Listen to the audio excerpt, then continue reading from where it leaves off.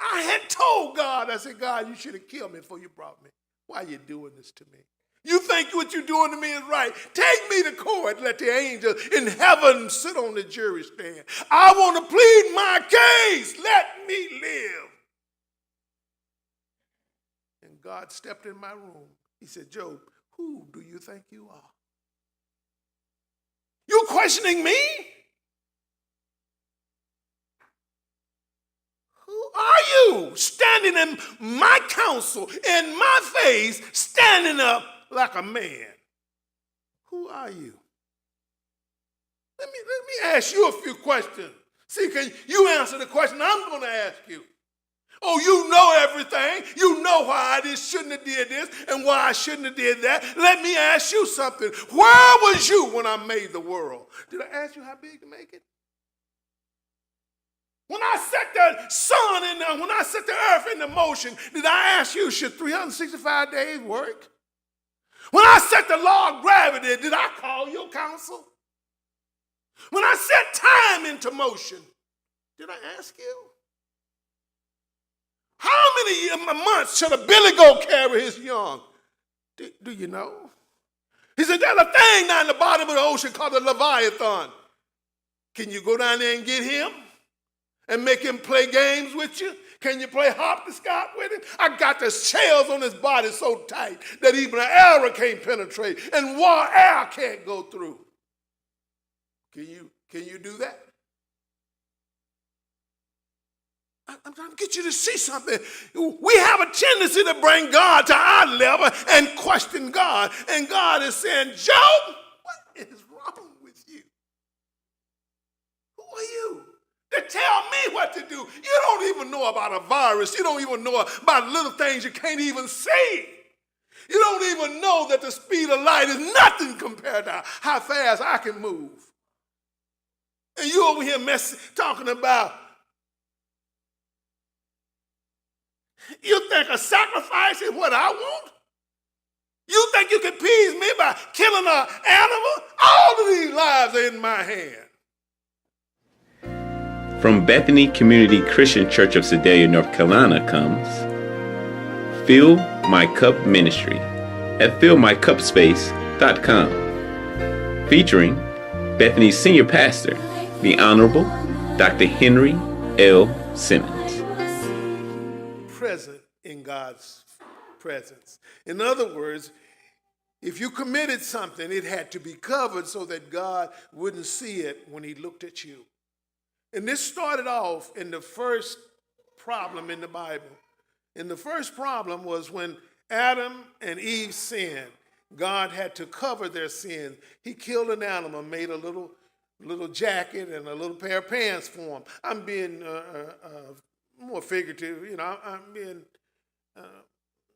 trying to paraphrase it the best I can. He made a little outfit for them, and it was used to cover their sins, because the wages of sin is death, and the gift of God is eternal life. So an animal had to die in place of man to cover a portion of man's sin. We learned this out later on, but we knew that the story of that story came down through Noah, even though it had not been written or given to Moses to write down.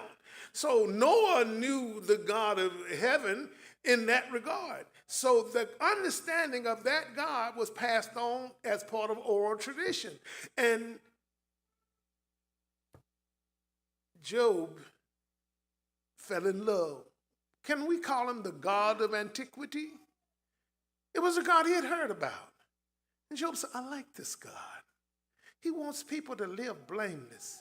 And he is a forgiving God. That's the kind of God he is. And Job had integrity. And as we talked earlier today, he had fidelity with this God. But all he had was the oral tradition. And a lot of things was not explained. Can you imagine? We had Sunday school this morning, and we spoke of a period in time called the period of the judges. We got Christians who've been around a pretty good while, never really dealt with the period of the judges. So what I'm saying is, if you've never really did any study, you can get trapped out there trying to explain God. So that's where we find Job. And we see something interesting in a couple of his statements. He said, his family had a party or something. And he said he believed he would give a sacrifice for his children. He said maybe they have did something incorrectly without even knowing it. Maybe they did something against God. I will make a sacrifice for whatever they might have done. That's how concerned Job was of hurting the heart of God. He did not want to penetrate, or he did not want to break the heart of God. He said, even if my children have sinned, let me do something to cover their sins. And that's how the book opens. The book opens with God and Satan cutting a deal. Well, it wasn't cutting a deal. God was getting ready to bring Job closer. Watch this.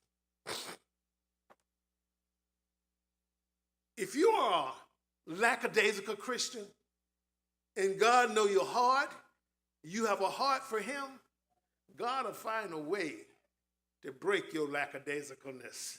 God will bring you in. And this is what he did to Job. He had already blessed Job with everything.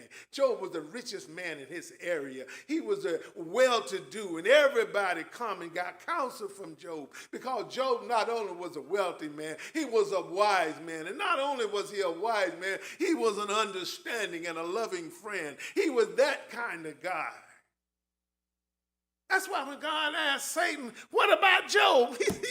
You done did everything for Job. You done hemmed him in. I can't get to him. You done put a hedge around him, and everything he put his fingers on turned to gold. And he sure ain't talking about Hank Simmons. Everything I touch turned to something else. Everything I touch goes south. But Job, everything he touched went north. He was getting more and more. Money gets money, and he was growing and growing. And everything come to a screeching halt in one day. One day. All his trucking operations, all of his livestock operations, and all of his farming operations, and all of the things that he did to earn money ceased. And all his children came together for a party. And when the wind came out of heaven and blew the house down, killed everybody, his whole family's gone in one swoop. Lost his whole family. That day saw the end of Moses' fortune. And it would see the end of his family as well. The only thing Moses had now is his wife. And she wasn't very much help for him at this time.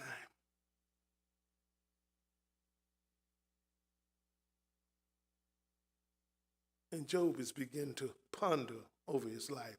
You know, most preachers want to spend a lot of time talking about how sick he was. Oh, the flesh fell from his bone. It wasn't all that was gone. And all. Let's just talk about his mental attitude. Job said, what's going on here? Y'all, let me explain something to you. I used to be the richest man in the East.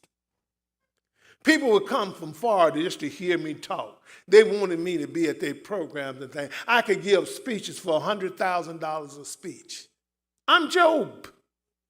I only am I wealthy, I have wisdom. People come to hear me talk, just to hear what I have to say. That's who I am. Everybody, even people who have trouble religiously, come to know my philosophical views of religion and what about this God you serve. And I tell them that the God I serve is a mighty God. He said, if you walk upright before me, I'll bless you. And he has blessed me every day of my life. He has blessed my wife to bring forth children. He has blessed my animals to bring forth livestock. I have been blessed because I have walked righteously before God. I have did all the things that my regard required of me to do. And you want to know why I'm rich? Because that's why I'm rich. My God is a wealth-producing God.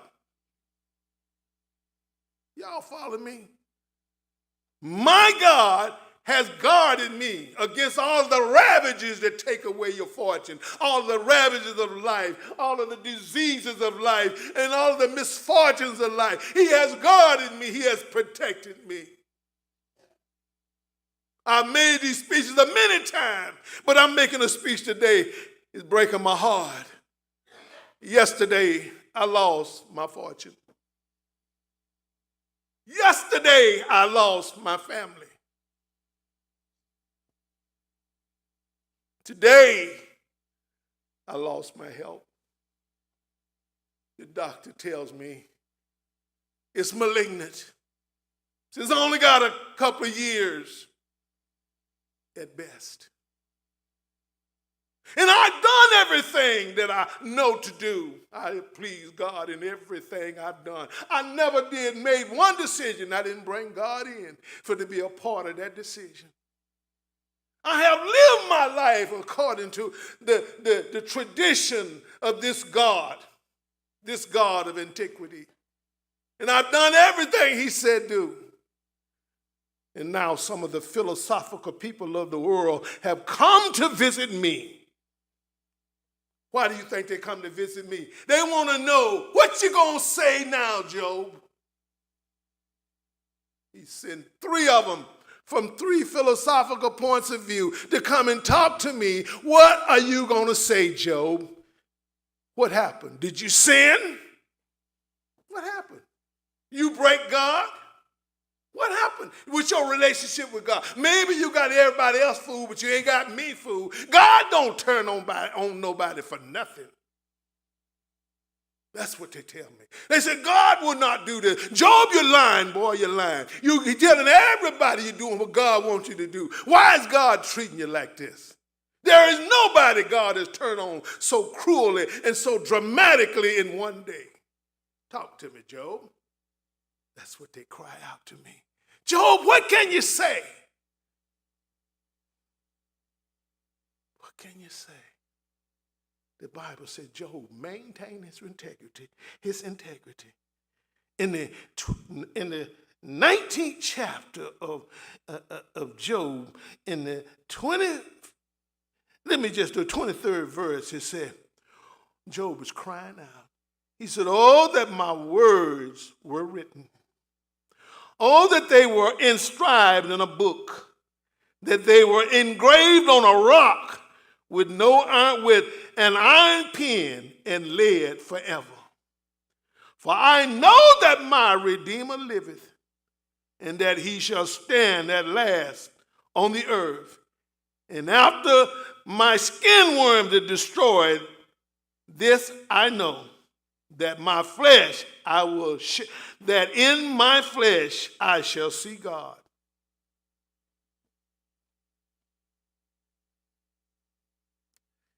Y'all know this is something. He stated somewhere else. He said, yet though he slay me, even though he slay me, yet will I trust him.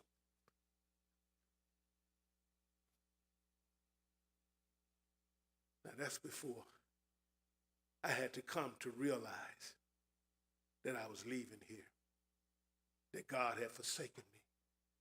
He has left me in the dust. And my question was not to you and not to anybody else. It was to God. God, why did you do this to me? Wouldn't it have been better off if I had never been born? Would it not have been better off if I had died as a child? Why did you bring me through all of this and then let me down now? There's a song out even today. Say, he didn't bring me this far to leave me. Y'all remember this song? He didn't bring me this far. That's from Job. God didn't do this for nothing. So when things don't look good or they're not right, God is bringing Joseph closer. Job closer. Why is he bringing Job closer? Job has a desire to love God, a desire to defend God, and a desire to do what God wanted him to do, but he didn't know God. He didn't know. Now, what did God do to bring Joseph Job closer. Check this. First of all, he removes everything around Job.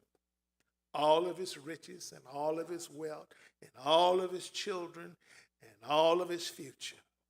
His future was dead, his presence was dead, and he had nowhere to go.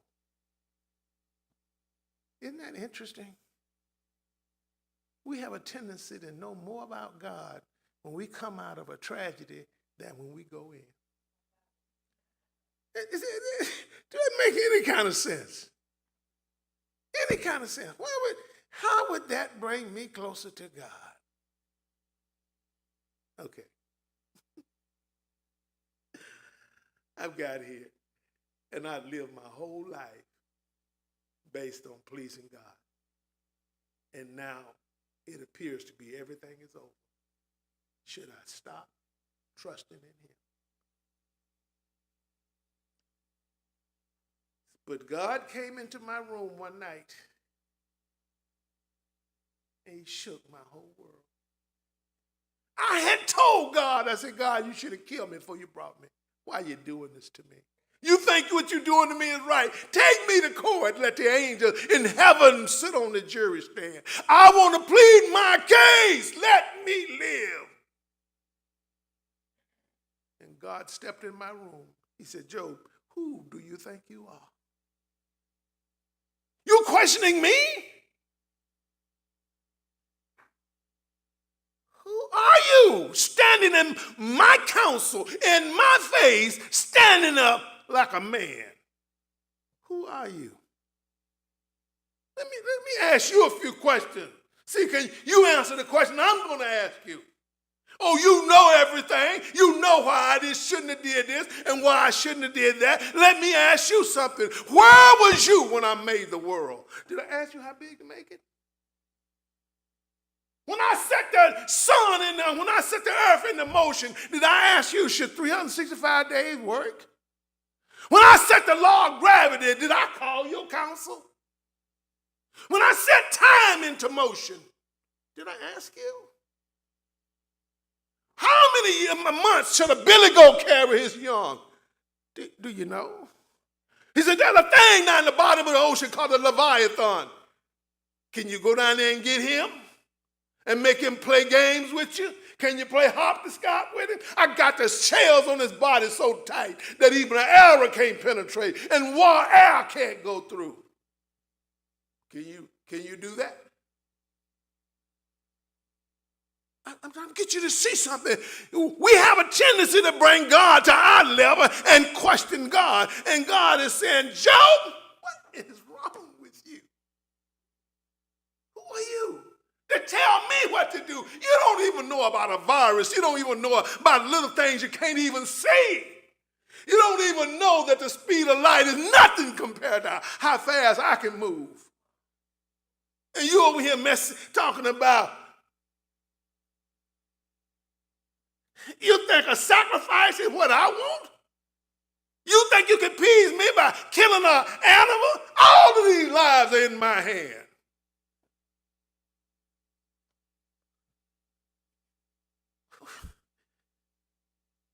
I'm looking at the Lord, and I cannot believe what he's asking me. He's asking me questions I have no idea. I had never even thought that God is in charge of all of this. We're living, jumping out of context, we're living in the 21st century. Look at all the things we've learned since Job. God was in charge of all of that then. Nuclear power didn't come into being because we got smart. It was already here. God said he held it together by the power of his love. He said, Job, where were you when I spoke light into existence? Do anybody today know that light is matter? Well, scientists are still fighting that with Cleo. They don't know if it's matter or not. All they know is that, boom, there's light. Did God, when he created light, did he say, let me make a sun, and then we turn the sun on and get some light? No, he didn't. He said, there shall be, boom, there was light. A couple days later, he made a sun. How about that? Where are you, Job? Now, I'm finished my talk by sharing something with you. When he asked me those questions about this universe that he has made and this world that he has made, and when he said one thing, he told me, he said, who was it that stood on the beach and said, this far and no further? You know the big waves that are rolling out there on the ocean, God said, stop here. Stop here. They can't go no further. They splash and go back. So when he was telling me this, my mind kept going back. If he is smart enough and he is wise enough to set all of this in motion, and it's been in motion for gigabytes of years, eons, who am I? What am I?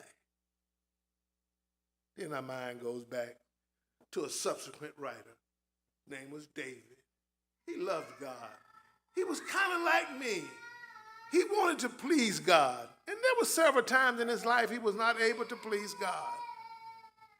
And one day he fell to his knees and he asked a question. He said, what is man that thou art mindful of him? The Son of Man that thou honoreth him and giveth him glory. What is man that something this big and this awesome is worried about us? David said, what is man that God is taking notice of? We just like a worm or an amoeba to God. But God has taken a liking to us. If there's nothing else that wants you just make you want to go home and just say, thank you, Jesus. Thank you. Thank you, Lord. I mean, we can't even live without taking in food and eliminating it, taking in food and eliminating it, taking in water and eliminating it. All of that is just filthy in the sight of God. God doesn't even have a matter that we have. He is a spirit. And this spirit loves man. He loves him to the point that the great King David said, what is man? What is man? David said, what is man that thou art mindful of him? Why is God taking a notice of us? I want you to leave today knowing one thing. No matter what goes down, God will use every disadvantage to bring us closer to him. Let me do one on me. Forget Job right now. Let me do one on me. I was a up-and-coming CPA. And I had finally accepted Christ as my Lord and Savior. And I had some dream that God wanted to use me in the ministry. And I tried to get ahead of God. I figured I'd teach Sunday school and do some other things at the church. I got on a couple of councils. I was with the association. I was one of the council members on the association. Did a lot of things like that to get out of preaching. It's because I didn't really have the love for God that I should have. And I didn't develop that love till he took me to the bankruptcy court. Then all the people I used to squirt around and talk to, I had to kind of drop my head a little bit. And all of the people that used to call me to come tell them how you got to be so successful wasn't calling me no more. Because I made a few people mad, and when they found out I was in bankruptcy, they put the word out.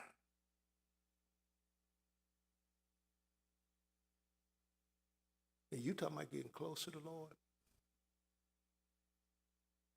I was like Jackie Wilson. Teardrops on my pillow. Got close to him. Got real close to him. Then I said, Lord, whatever you want me to do. Don't take nothing else, please. Whatever you want me to do, I'll do it. But that was selfish. He kept me out there a little longer. And when he brought me in, I was a new man. Number one, I was humbled to realize that where I was going was nowhere. What would it profit a man to gain the whole world and lose his soul? I was going nowhere, to hell at best. Wasn't even treating people like they should be treated. That's why I said when I'm talking about 50 years of being married to Sam, I thank God for it. He was the one that brought me to my senses. There's a lot of men today losing good women. There's a lot of good women losing good men because they ain't come to their senses to realize that it's God that is in charge. We ain't in charge of nothing. You can walk out that door right now and walk into eternity. Never get back home. I was thinking about the children of Israel. When they were leaving, they said, take all your belongings. You ain't coming back. It's a lot of us leaving and ain't taking nothing with us and ain't coming back. Job's wife told him, said, look, boy, you've been hanging with this God all of this time. He ain't got you well. He ain't did nothing for you. You need to curse him and pull the plug. I done been with families in hospital room trying to decide what we going to do about mama. When the day come, I had to go to the hospital and me and the doctor try to figure out what we going to do about my mama.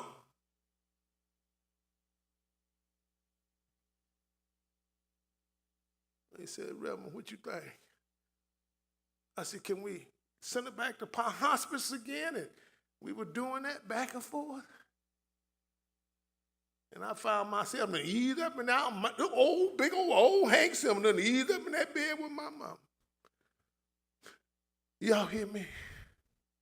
When it come down to it, God wants you to show a little bit of him. And what made me feel so good, I heard one of the nurses say, she don't do nothing unless that boy over her boy here. I said, hey, mama, thank you. That made me feel good because I got close to her, and God wants us all close to her. When you start allowing things to get crazy in your life, don't fight it. He said, do not, I'm getting past my time. He said, do not despise the chastening of the Lord, for whom the Lord loveth, he chasteneth. That's what he does. He loves it. He loved Job. He said, Job, you're going to learn you're going to come to realize I ain't just somebody going to provide for you. I'm providing for the whole world as animals that you never knew existed are eating because I am a provider. You ain't never heard of an amoeba, but he eats every day.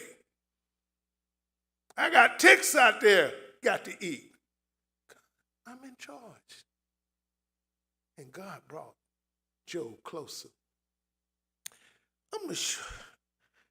I can't, my Bible is a little lost, but let me tell you what Job said at the end of Job, and then we're going to have our communion.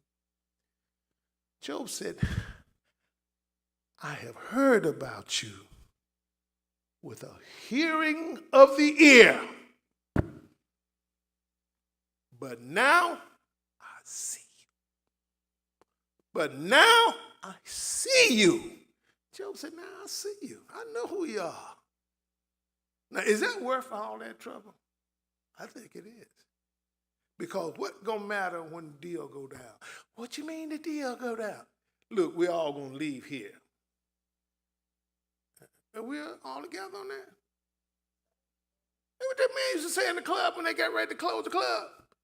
They say, last call for alcohol. You ain't got to go home, but you got to leave here.